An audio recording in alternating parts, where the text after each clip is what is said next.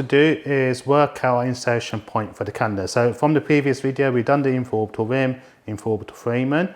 So obviously we don't want to be inserting there. So we look at where the defect, the volume loss is. So the volume loss starts there and it goes, so that's the area we want to be filling. So we know the tip of our cannula's got to go there. So what you want to pick is the fleshy part of the cheek because it's much more comfortable for the patient. So the tip of the cannula goes to that dot there. So that's the insertion point we want because you can see the length of our cannula. So we've marked our point for the insertion of our cannula. So obviously we need to make the hole for the cannula. So what we want to do is pinch the skin. And we've got the needle that comes with the cannula. We go in a couple of millimeters. You don't want to go in too deep. And then what we'll do is rotate it 3 or 4 times, turn it 3 or 4 times. Rotate, turn 3 or 4 times, and I'll leave it in for 4 seconds. So you can see I come in at 90 degrees, and then we'll take that one out, ready for the cannula insertion.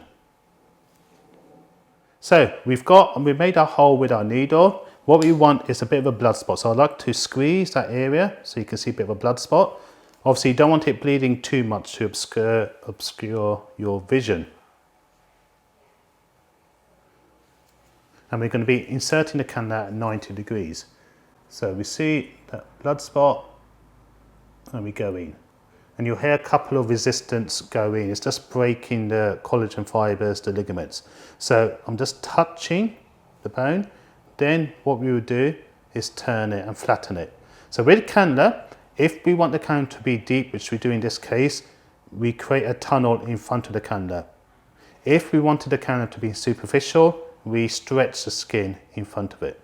So in this case, we want to be deep. And what we will do is we rotate. So 80% of the cannula is rotation, 20% is pushing. You don't treat it as a needle. So we're going to create a tunnel and we're going to push. And it's like cutting butter. Once it finds its path, it will just glide in. So now we're deep. We can always check, lift up the cannula. I can't see the tip, can't make out the shape. But what I like to do is put my finger on the length of the cannula to keep it flat. And then depending on volume loss, you're going to either put between 0.1 to 0.3. So we know cannula's here, we want to be filling from this to that area, and then we come out, because obviously we don't need to fill the cheek part there. So I'm going to put my finger there, and then I'll probably put 0.2 in that area.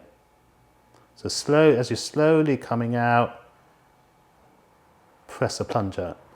Just to show you, normally I'll put my finger there, but for the camera I'll show you guys what it looks like. And then my cannula's here, I don't need to inject anymore. Once you're happy, then you'll come out. Same again, you want to be massaging from medial to lateral.